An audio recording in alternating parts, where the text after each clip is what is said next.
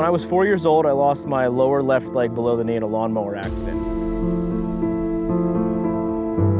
You just kind of, you take what you're given and you roll with it. And that sort of thing definitely, in some ways, made it easier being so young because you just don't know any different. And yeah, I mean, I played every sport under the sun growing up. Obviously golf, but baseball, basketball, skiing, hockey, you name it. I've tried it at least once.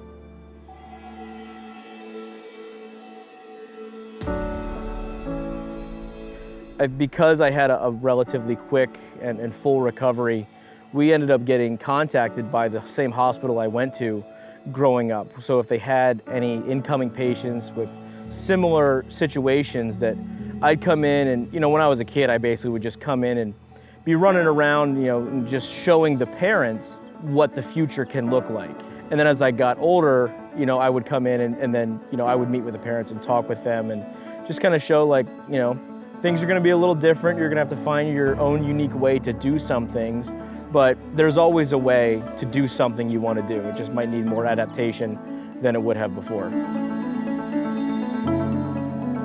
So I'm from Pittsburgh, Pennsylvania, where we have a defined golf season. Basically, late spring, summer, and fall. You come to this sort of climate, and they have the rough here and the sand and everything. It's a lot to get used to, in addition to, traveling 24 hours and everything else you're trying to acclimate to. Trying to play golf on top of it just makes it all the more challenging.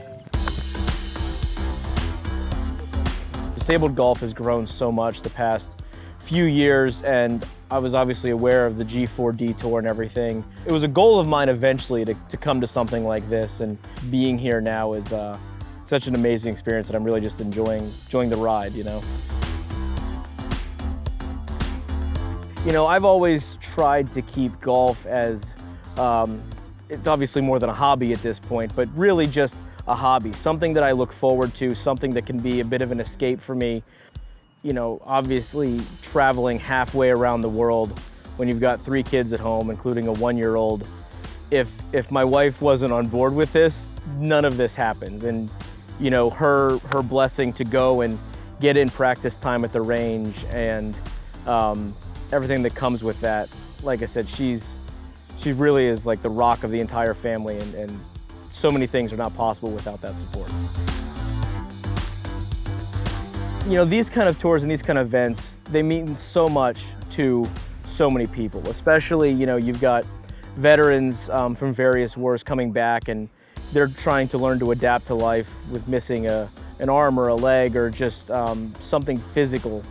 And these things showcase, what's out there, what's possible.